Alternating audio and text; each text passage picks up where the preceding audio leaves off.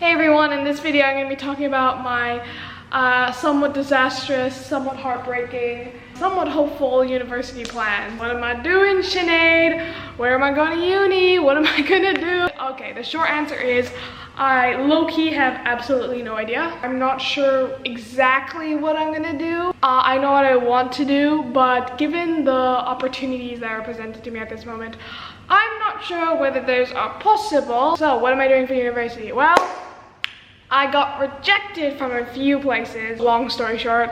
So basically what happened is that I actually applied to Oxford University. My physics teacher was a PhD graduate from Oxford and he really pushed me to go, which I'm glad he did that. Pushed me to do really well in physics that year, and it's probably the reason why I got a 7. Yeah, I applied to Oxford, I got rejected. I didn't even make it through the interview phase. I did the test for Oxford, I did the personal statement, I went through the whole process. I'm pretty sure it's because I failed the test. Like, I did the PAT exam, you have to do this test again to physics for Oxford. And I'm like 90% sure I failed that test because, oh my god, some of the questions I was just like,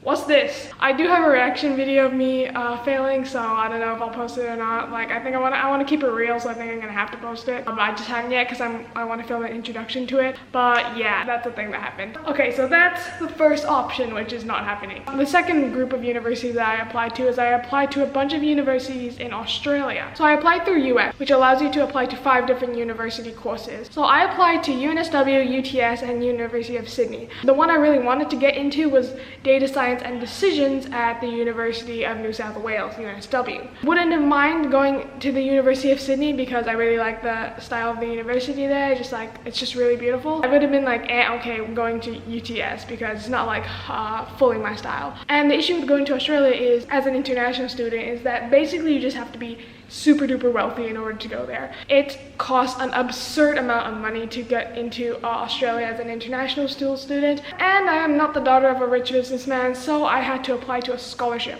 So I applied to a scholarship, I applied to a UNSW scholarship, I applied to a University of Sydney scholarship, I applied to a University of Technology of Sydney scholarship, and it didn't turn out so well. So I got into all of the courses that I wanted to apply to. Good, like I got into all of them. Then I look at the bill, oh my god.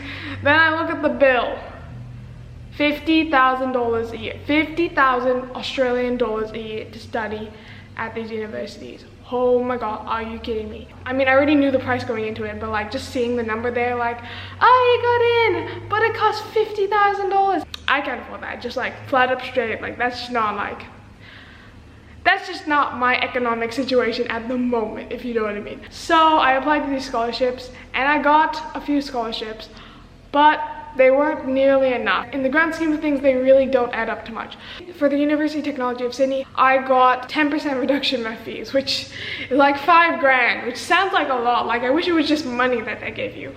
But no, it was 10% reduction in fees, so that would have come out to being still ridiculously expensive, $45,000 instead of $50,000. Like, what even is the difference there? Then for the University of New South Wales, like, I had to do this whole application to like try and apply to the scholarship. So I thought, okay, maybe it's gonna be like legit, maybe it's not gonna be like pennies. And I got it, so I got the Science Yes International School Kids Scholarship or something, but it was only 20,000 Australian dollars, which sounds like so much money, you know? That sounds like so much money. It's not in the grand scheme of things, because that still means my university costs 30,000 Australian dollars, which, because I don't get to pay a loan, that's not even including boarding or food or like other money that you have to pay. That's only the tuition, right?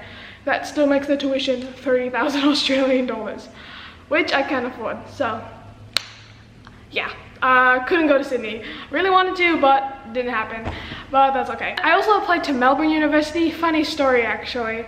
I don't know how, but I like just completely messed up the application so that I didn't actually click submit. I paid the $100 in order to like register for the course, but I just didn't click enter until like I realized like many months later, like I didn't actually apply for Melbourne University. This is a crisis. I was honestly relying on Melbourne University because they have a deal where it's like for really high achieving students. So on their website they say that you can get like full scholarships if you get a 44. Like, it's pretty much guaranteed that you can get a scholarship if you get a 44. So I was like, cool, I'm gonna get that 44 rather than getting a 44. I got a 43, which really like deeply cuts at my soul. It's like so incredibly frustrating how close I was, yet how far I was. But I didn't get nothing, so I did apply for the University of Melbourne. Got a $10,000 scholarship. That still brings out the university to $40,000 a year, which is still not even remotely affordable. So, Australia. I really wanted to go there, but it's clearly not happening. And obviously coronavirus wouldn't have made it happen anyway, so I'm not complaining, but I'm complaining, I guess. And so yeah, those are the two places I applied to. I applied to Oxford, I applied to Australia. Where else did you apply, Sinead? Where else could you might be going? Well, the last part is I applied to the University of Minerva, which is an interesting uni because it's not like traditional unis. It's a bit weird. You essentially do a year in San Francisco and then you travel to 6 different cities for 6 months each, and all of the lectures are done online, so you do them all on your computer. And I did get in there. I was really surprised and shocked that I got in. I didn't think I was gonna get in because they have a really low acceptance rate, like 1% or something, or 2 or 3% get in, but I managed to get in, which I was like so freaking psyched about when it happened. So Minerva does have a really good financial aid program, and it is actually somewhat affordable for my economic circumstances. Even though it is like somewhat affordable, it's still a lot of money, if you know what I mean. It's like we can only just barely afford it and have our family do basically nothing else except for survive and send me to university. We can do it, but it's just like, it's still a lot of money, and because it's like a lot of money, I'm still gonna have to think about it for a bit. So at the moment, I'm not sure where I'm gonna go. So for me, honestly, it's a much more better option to just try and work something out where I am here in Bali in Indonesia. I see that there's a lot of opportunities for me to do stuff outside of uni, perhaps even go to a local uni in Indonesia. Yeah, so that was kind of my plan before Corona started. Now that Corona started, I don't even know what I'm like. I don't even know. Like, I don't know. Like, I can't say. Like, I'm not sure. Like, I really wish I knew what I was doing, but I honestly have absolutely no idea. So for everyone that's asking me, yeah, it's kind of up in the air right now. I really wanted to do data science, and I still want to do data science at some point in my life, but not now at the moment. Like, even though there are international courses, I wouldn't mind wanting to try to do a course in Indonesian. I was thinking about doing either like law or medicine or something, but like in Indonesian, so that would like just prepare me professionally for the job, but then also force me to get like really good at Indonesian really fast. To be honest, I don't really want to work abroad. I want to stay in Indonesia for like the long foreseeable future. I'm not looking to get like some international job at like some sort of big corporation. I'm really looking to like set my feet here in Indonesia and stay here in Indonesia and not really go anywhere else. So yeah, that's where I am at the moment. I want to make these update videos because I want to be able to look back at them and see how wrong I was, because I feel like I'm just gonna be so wrong. But for now, that's the plan.